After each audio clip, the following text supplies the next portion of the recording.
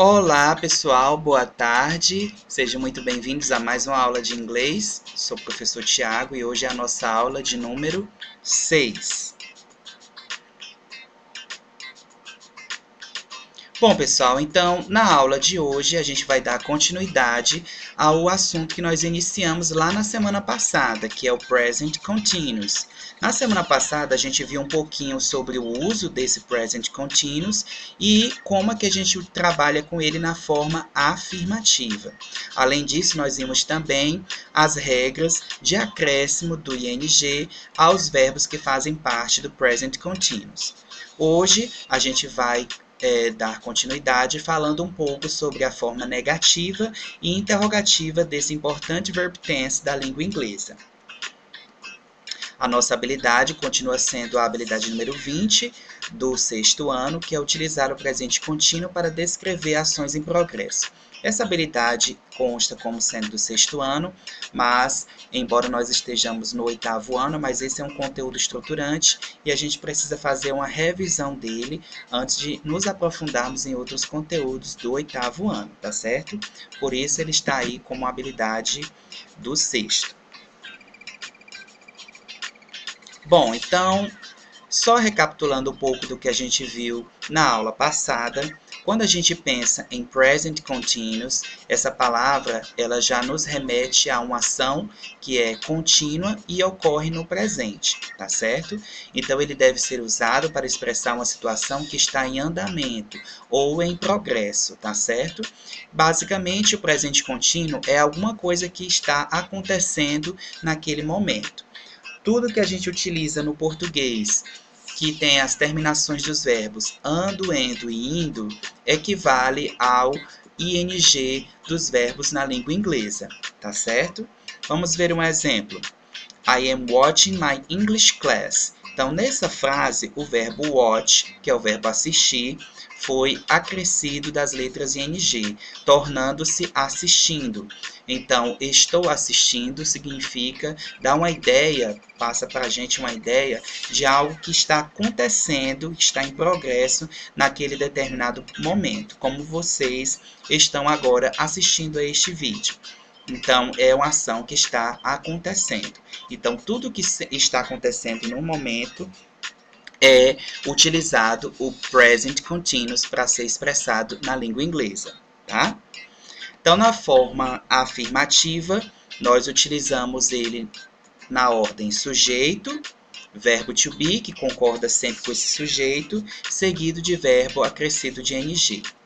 Na forma negativa, o que é que vai modificar em relação a essa forma afirmativa? A construção do presente contínuo observa essa seguinte ordem.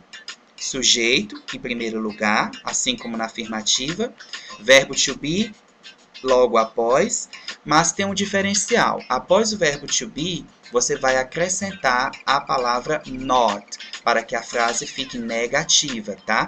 É o acréscimo dessa palavra not que vai diferenciar a frase negativa da afirmativa. Portanto, ele é muito importante. Então, a gente pode fazer o acréscimo dessa palavra not em separado, ou a gente pode fazer a forma contrata dessa palavra not com o verbo to be que acompanha o sujeito, tá? E após o verbo, e após a palavra not, devemos utilizar também um verbo com ing, ficando por último apenas o complemento. Vamos ver uma frase negativa no present continuous para a gente observar como essa estrutura funciona? Vejam esse exemplo. He is not studying English now. He is not studying English now. Essa é uma frase negativa do present continuous. Como que eu sei que essa frase é negativa?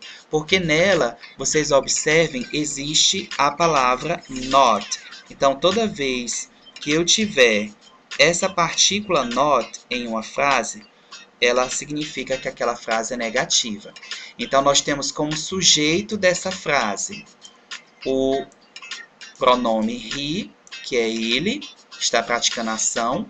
O verbo to be dessa frase é o verbo is, porque ele concorda com o sujeito he. Então, com he, she, it, a gente tem que utilizar o verbo to be na forma is. E aí, após o verbo to be, ele usou a partícula not, tá? Ficando aqui na terceira posição. O verbo com ing, que na forma afirmativa era o terceiro, passa a ser o quarto, na forma negativa, tá?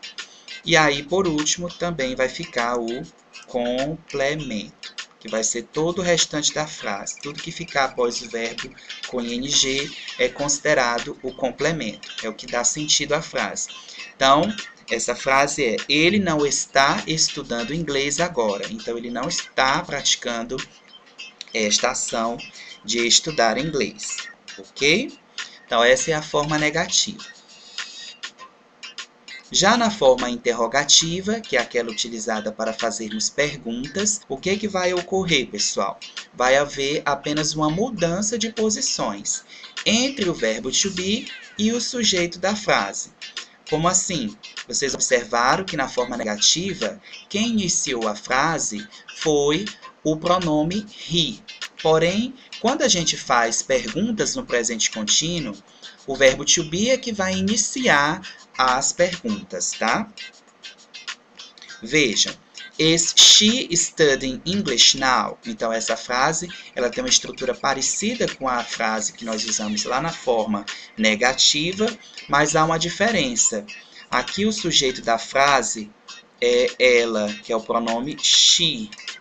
No entanto, em vez de she estar aqui no início, quem vai aparecer agora no início vai ser o verbo to be is, tá? Então, o verbo to be, ele vai funcionar como um verbo auxiliar da forma interrogativa do present continuous. Então, sempre ele vai ter que iniciar as perguntas. Então, como aqui eu utilizei o sujeito ela, que é o she, eu tenho que concordar o verbo to be com esse sujeito, ficando is she. Is she studying English now? Então, em terceiro lugar, vai ficar o verbo com ing e, por último, vai ficar o complemento, tá certo? E aí, você não pode esquecer de, ao final da frase, substituir o ponto final por um ponto de interrogação, pois trata-se de uma pergunta, tá? Então, sempre nas formas interrogativas, quem vai iniciar vai ser o when, o is ou o are, que são as três formas do verbo to be no presente, beleza? Então, eles vão iniciar, aí depois vai ser o sujeito, depois o verbo com ing. Outro exemplo, are you riding your bike at the moment? Você está andando de bicicleta neste momento? Então, aqui, ó, vejam que nessa segunda frase, o sujeito é o pronome you.